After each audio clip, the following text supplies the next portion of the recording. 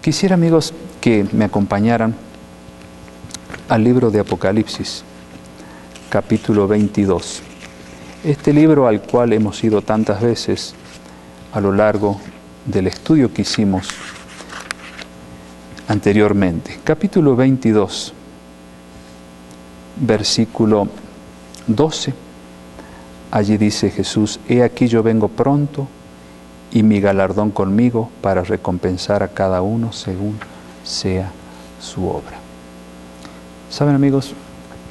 La recompensa viene muy pronto. Jesús va a volver pronto. De esto no nos cabe la menor duda. El Espíritu Santo nos ha revelado clarito a través de su palabra de que la venida de Jesús está a las puertas. Las condiciones del mundo, la forma en que se encuentra este mundo en todas las áreas, nos dicen claramente, aun si negáramos la palabra de Dios, que algo muy grande está por suceder. Pero Dios trae a través de Jesús una recompensa muy grande para aquellos que han sido fieles en lo poco, para recompensar a cada uno según sea su obra.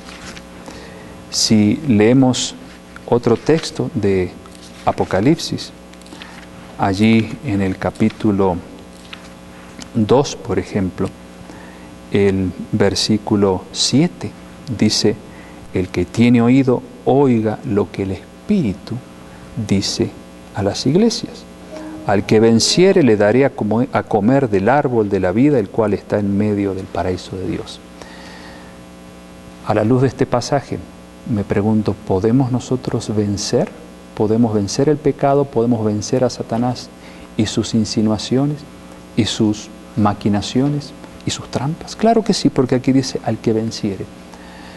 San Pablo dijo en aquel texto tan conocido por muchos cristianos, Filipenses 4, verso 13, todo lo puedo en Cristo que me fortalece. Cuando ustedes dicen yo no puedo, están diciendo Dios, tú no tienes poder para ayudarme a vencer. Sin embargo, todo es posible. Dios así lo ha prometido, depende de ustedes y de mí.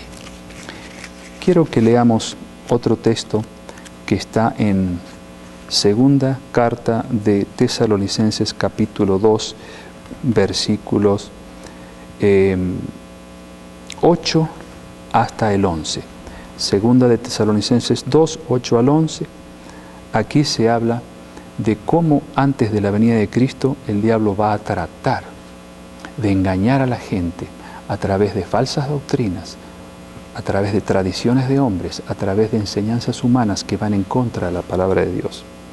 Y dice el versículo 8, y entonces se manifestará aquel inicuo a quien el Señor matará con el espíritu de su boca y destruirá con el resplandor de su venida. Inicuo cuyo advenimiento es por obra de Satanás con gran poder y señales y prodigios mentirosos. A medida que nos acerquemos al fin, ya lo hemos estudiado antes, pero es bueno recordarlo, el diablo va a redoblar sus esfuerzos y va a querer engañar a la gente con falsos milagros, falsas apariciones y todo tipo de fenómenos extraños para que la gente crea que todo eso proviene de Dios. Y dice el versículo 10, y con todo engaño de iniquidad para los que se pierden. ¿Prestaron atención en esto? Y con todo engaño de iniquidad para los que se pierden. ¿Quiénes se pierden? Aquellos que no aceptaron la obra del Espíritu Santo en sus corazones mientras leían este precioso libro. Aquellos que prefirieron quedarse con sus ideas, con sus doctrinas humanas. Aquellos que decidieron vivir cómodamente de acuerdo a sus inclinaciones carnales, sin comprometerse con la palabra de Dios. ¿Qué va a hacer Satanás con esa gente? Los va a engañar fácilmente. Por cuanto que, dice San Pablo aquí, no recibieron el amor de la verdad para ser salvos. ¿Saben, amigos? Se requiere mucho amor para aceptar esta verdad que está aquí, la verdad de la palabra de Dios. Se requiere mucho amor hacia el autor de este libro, que es Dios. Si no amamos a Dios, si no amamos su palabra, obviamente le dejaremos siempre una ventana abierta en nuestro corazón al diablo, para que él venga y nos engañe y nos lleve a la perdición. Fíjense lo que dice el versículo 11. Por esto Dios, les envía un poder engañoso para que crean la mentira. Es extraño este versículo porque en realidad Dios no manda la mentira sino la verdad. Pero aquí lo que San Pablo quiere decir es que Dios es la causa de que yo crea la mentira. En otras palabras, yo rechazo la verdad de Dios, no me queda otra alternativa que aceptar la mentira. Es cuando también en el libro de Éxodo se habla de que Dios endureció el corazón del faraón. En realidad Dios no endurece el corazón de nadie.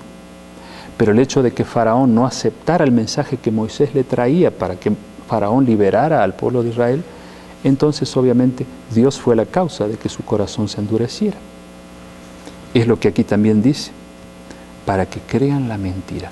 Amigos, que quede bien claro, Jesús dijo, el que no es conmigo, contra mí es, el que conmigo no junta, desparrama. No existe término medio, o somos de Cristo totalmente, o somos de su gran enemigo. Versículo 12, a fin de que sean condenados todos los que no creyeron a la verdad, sino que se complacieron en la injusticia. ¿Qué es la injusticia, amigos? Hemos venido enseñando con toda claridad a la luz de la palabra de Dios que la palabra justicia, de la cual el Espíritu Santo nos quiere convencer, ¿se acuerdan? Él nos convence de pecado, de justicia y de juicio. La palabra justicia se relaciona con la norma de justicia de Dios, que son los 10 mandamientos. Hay quienes jamás van a aceptar que le está faltando 1, 2 o 3 mandamientos. Pero Éxodo capítulo 20 nos habla claramente de cuáles son los auténticos, verdaderos y eternos mandamientos de Dios.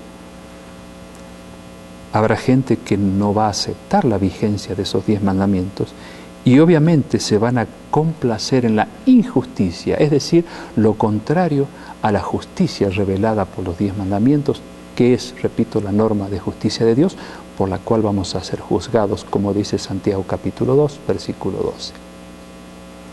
Habrá gente que antes de la venida de Cristo, dice aquí, se va a complacer en la injusticia, es decir, se va a complacer en seguir haciendo lo contrario a lo que la ley de Dios enseña. Y yo quiero preguntarles, ¿de qué lado ustedes se están poniendo? ¿De la justicia o de la injusticia? Quiero que leamos otro texto más que se encuentra en el libro de Apocalipsis. Vamos entonces al capítulo 9 de Apocalipsis y versículo 20. Este es un texto muy triste que hay en este libro profético, porque habla de personas que se complacieron en la injusticia, que fueron engañados por Satanás, que sus mentes fueron cegadas por él porque no fueron sinceros con la obra del Espíritu Santo, quien los quiso convencer. ¿Se acuerdan? De 3 cosas, de pecado, de justicia y de juicio. Fíjense, 9:20 de Apocalipsis. Aquí se está hablando ya del momento cuando Jesús regresa. Y los otros hombres, bueno, precisamente poquito antes de la venida de Cristo, cuando están cayendo las plagas, ¿no? Los castigos que menciona el Apocalipsis, las famosas plagas que ya hemos estudiado en el curso anterior del Apocalipsis. Y dice aquí, los otros hombres que no fueron muertos con estas plagas, fíjense lo que dice después, ni aún así se arrepintieron de las obras de sus manos, ni dejaron de adorar a los demonios y a las imágenes de oro, de plata, de bronce, de piedra, de madera, los cuales no pueden ver, ni oír, ni andar. Entonces aquí encontramos otro hecho triste, que habrá gente que aún habiendo visto a la luz de la palabra de Dios, de que no hay que rendirle culto ni adoración a ningún ser que no sea Dios, estas personas habrán continuado practicando eso porque no habrán querido traicionar la tradición de sus padres, por ejemplo. Y mientras caen las plagas que caerán sobre aquellos que ya han sellado su suerte ante Dios, no quisieron aceptar vivir de acuerdo a la palabra de Dios, mientras caen esas plagas, estas personas dicen, no se arrepintieron, o sea, que ni siquiera en ese momento abrieron los ojos y dijeron, pero ¿qué estamos haciendo? ¿Por qué hemos rechazado la verdad de Dios? No se arrepintieron ni dejaron de adorar a las imágenes.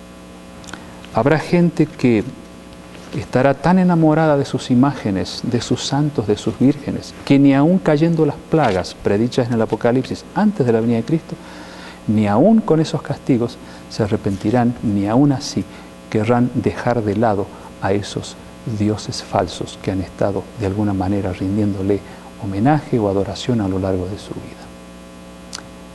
Recuerdo una ancianita y su esposo hace muchos años. Estaban estudiando la palabra de Dios conmigo. Y ella tenía en la pared allí colgado un cuadro con una virgen, con el nombre del lugar donde ella vivía, porque ustedes saben, se les da nombres a estas vírgenes de acuerdo al lugar o alguna otra característica. La viejita tenía unos 80 años. Y cuando yo le dije, abuela, ¿qué va a hacer ahora con los mandamientos de Dios? ¿Qué va a hacer con estas maravillas que usted ha aprendido? Ella miró al cuadro y dijo, ¿sabe qué? A mí me cuesta dejar de rendirle culto a esa imagen porque toda mi vida yo le he estado haciendo rezos y le he pedido cosas y bueno, yo la amo. Y yo le dije, yo también amo a María porque María fue el mejor ejemplo de madre que tenemos en la Biblia, fue el canal que Dios eligió por el cual Jesús pudiera nacer. Así que yo la admiro, es la bienaventurada Virgen María, le dije. Así dice la Biblia. Pero ¿sabe qué? Yo adoro a Dios solamente. Y tengo un solo mediador que es Cristo, así dice la palabra. Por lo tanto, mi amor está en primer lugar hacia Dios y después por sus instrumentos. Así que, abuela, ¿qué va a hacer? Si usted ya sabe la verdad. El esposo responde, ¿sabe qué, María? Le dice a la viejita que se llamaba María. Yo decido cortar con esta práctica tradicional, yo quiero seguir a Dios. Y la abuela lo miró a su esposo y le dijo, ¿sabes qué, querido? Yo también quiero seguir a Dios. Levantó la mano, sacó el cuadro y lo guardó y dijo, yo creo que este lugar se lo merece Jesús. Y a María realmente la voy a seguir como un ejemplo de madre y enseñar a los demás. Qué hermosa vida que ella vivió, qué ejemplar para tantas madres que necesitarían aprender un poco más de ella. Amigos, no importa los años que ustedes pueden estar albergando una doctrina equivocada en sus vidas, no importa. Así como esta abuela se entregó a Cristo y abandonó la práctica de la tradición humana a sus 80 años, no importa el tiempo que haya pasado, lo importante es estar felices de haber recibido la verdad y ser al fin liberados por esta única verdad que nos lleva a la salvación. Insisto una vez más, amigos, como dijo San Pablo, si hoy oímos la voz de Dios, no endurezcamos nuestros corazones. El Espíritu Santo está llamando a la puerta de su corazón y al mío todos los días. Y aquí yo estoy a la puerta y llamo, dijo Jesús en Apocalipsis 3:20. El que oye mi voz y abre la puerta, yo entraré y cenaré con él y él conmigo. En otras palabras, la decisión está en ustedes y en mí de abrir la puerta. Él no la va a abrir.